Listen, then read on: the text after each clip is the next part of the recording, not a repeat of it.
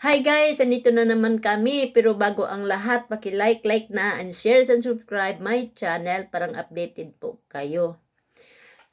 Kagabi guys is may bisita kami, kaibigan ko, silang mag-asawa. At pumunta kami sa Crab Fest kagabi. So akala ko yun ang katapusan ko talaga guys kasi sumakay kami ng yung hindi Ferris wheel yung isa guys. Sabi ko ayoko talagang sumakay dahil baka mahilo ako. Tapos siyempre may edad na ako. Ayoko yung risky na ano. Sus nako guys, sabi naman niya, hindi, tingnan mo, maganda yan. Hindi naman masyado malakas yung ikot. Yun ang sabi. Tingnan mo, kalma-kalma lang ang ikot, hindi malakas. Oo. Kasi may nakita kami na parang tinuwad-tuwad siya. Pero yung inano namin, yung parang dalawahan siya. Dalawahan pa rin. Pero parang salit-salitan lang ang ano niya ba. Yung ikot-ikot niya, ganun. O parang ano. So, di sabi ko, ayoko talaga. Pero gusto talaga yung mga asawa namin na sasakay ako. Oo. Kaya sabi ko, parang ayoko talaga kasi takot din ako talaga guys. Takot ako, sobrang takot ko talaga.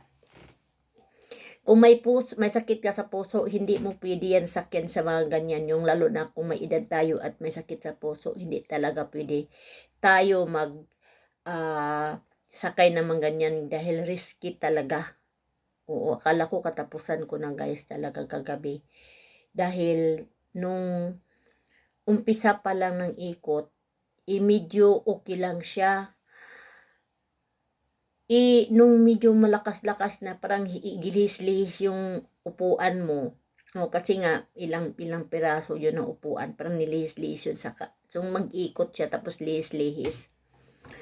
So, nung medyo malakas na siya guys, para ka na talagang ihagis. Akalain mo, para na talaga akong yung puwet ko parang hindi na talaga nakadapat sa upuan dahil sa lakas talaga. Sobra talagang lakas niya guys. Oo, parang kinakabahan na ako. Sigaw na ako ng sigaw na gusto na akong bumaba. Gusto ko nang ihinto. Gusto ko na talagang bumaba. Parang hindi ko na talaga kaya. Tapos nung sakit na talaga yung dibdib ko, sobra talaga. Parang sabi ko ng kaibigan ko, yung tabi ko, kasi yun ang interesado niya. Kasi siyempre medyo bata pa siya, 30 pa lang siya mahigit eh. So parang hindi pa niya kaya, yung parang kaya-kaya pa niya, parang 30 mahigit yan siya. Diyos ko guys, para talaga akong hilong-hilo na talaga ako. Gusto ko na talagang bumaba. Sumigaw na talaga akong bababa na ako. Kasi parang pakidamdam ko, parang hinagis-hagis na kami. Sobra na talaga. Dalawang hawak ko, yung paghawak ko, parang wala na talaga akong, parang hindi na ako nakahawak, naghawak ng mahigpit. Kasi parang hilong-hilo na ako, din ako makatingin. At saka, parang ano talaga, kung siguro kung wala pang hangin yun, talagang makulaps talaga ako guys.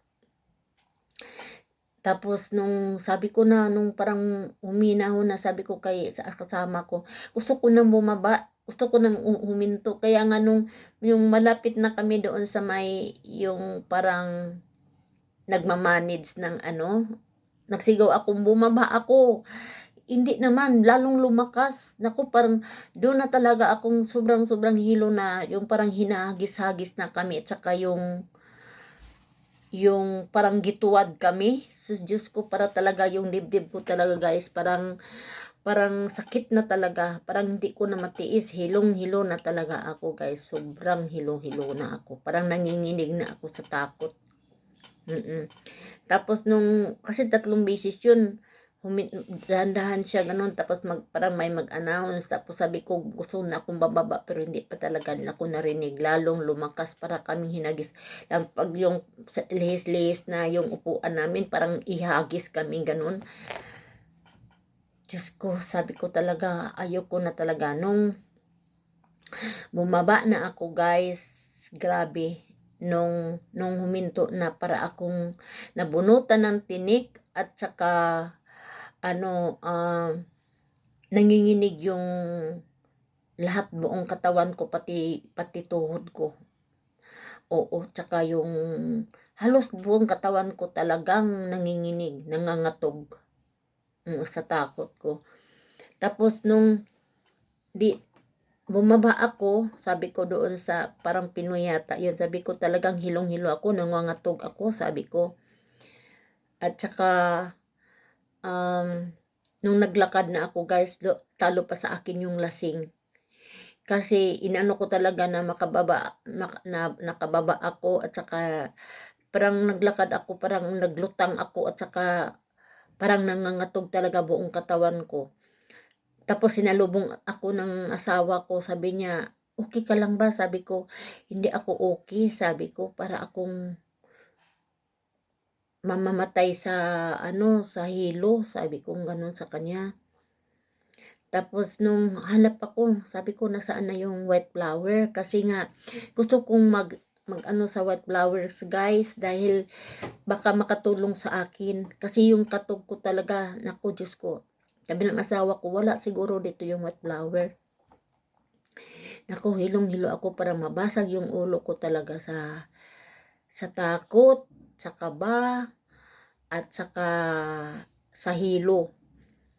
Tapos nung umalis na kami, naglakad na kami, parang sabi yung kasama ko, parang meron sila yung parang eucalyptus din, pero hindi siya white flower. Yun ang nilagay ko dito guys. Dito, tsaka dito ko sa tiyan ko, at saka sa ilong ko. Oo, para makaano ako. Tapos naglakad kami doon hanggang naghanap kami yung bus na pre. Pre pala yun guys, papunta doon sa train station, kasi doon iniwan yung sasakyan namin dahil walang malalagyan doon sa banda sa may crab fest. Oo guys. Pero kung di naman nakakatakot pag halimbawa nakulaps ako, kasi marami namang mga ambulansya guys. At saka maraming mga yung ambulansya, at saka mayroong mga nurse, may mga ganyan na pwede kanilang matulungan kung halimbawa makulaps man ako. Nandoon yung mga nandoon yung mga ambulansya guys, kasi bawat area doon, hindi lang isa. Oo, hindi lang isa yung ang ambulansya doon, ang dami guys, parang 10 yata. Oo, kasi sa sobrang daming tao. Kasi ang inaano na namin yung fireworks. Yan ang inaano namin, kaya pumunta kami doon din. Oo. Tsaka pagod din ako dahil nagtrabaho ako, parang nahuldi nga yung trabaho ko, tsaka yun nga nasakay ako ng ganun, kaya siguro na sobra akong hilong-hilo talaga guys. Nung naglakad na kami guys, papunta na kami sa bus, parang masama pa talagang pakiramdam ko guys. Nung nakasakay na kami sa bus, inikot-ikot din naman kami sa bus. Oo, kasi hindi pala dito doon sa train station yung nasakyan namin. Kaya nag-ikot-ikot lang, pumipikit na lang ako guys. Sabi ng kasama ko, "Hilong-hilo ka talaga te." Sabi ko, "Oo, hilong-hilo talaga ako." Sabi niya, "Pati ako, para akong sinisikmura." Sabi niya.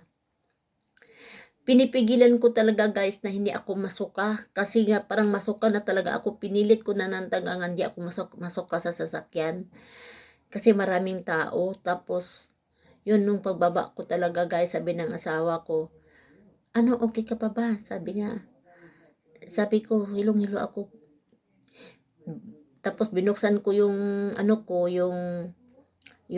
ko guys, binuksan ko yung bag ko, kinuha ko yung panyo ko, at doon ako sumuka. Oo, pagbaba ko talaga sa sasakyan, doon na talaga ako nang sumuka. Hindi ko na mapigilan guys, kasi tuyok na ako, tsaka parang sinisikmura na ako lalo. Oo, hindi ko na talaga kaya, kaya sinuka ko talaga guys. Nung na ako, ganun pa rin, hanggang kinuha niyang, sabi ng asawa ko, "Dadalhin mo pa ba dadalhin ko to yung sasakyan?" Sabi ko, "Sige, dalhin mo to yung sasakyan." Kaya dinala yung sa asawa ko yung sasakyan guys. Dinala yung sasakyan ko doon sa akin. At saka nung nadala na yung sasakyan, yun. Kahit nagkandasukan na ako guys, may nakita pa rin ako ng isang can, 2 bottle. Dinala ko pa talaga, binitbit ko pa talaga sa sasakyan. Tingnan mo naman ako. Oo, tapos yun, meron naman kaming parang ng Easter margarine doon kasi ginagamit ko nang maglinis ako sa mga bahay-bahay. Yung dinala sa asawa ko doon sa harapan at saka yung pamunas kasi baka magkalat ako doon sa front seat ng sasakyan namin. Tapos tawa ng tawa sila guys. O pagdating ko talaga, kahit na nasa sasakyan ako, huminto na yung sasakyan namin dito. Suka ako ng suka talaga guys. Dahil parang puno pa talaga yung sikmura ko at saka yung sobrang hilo ko.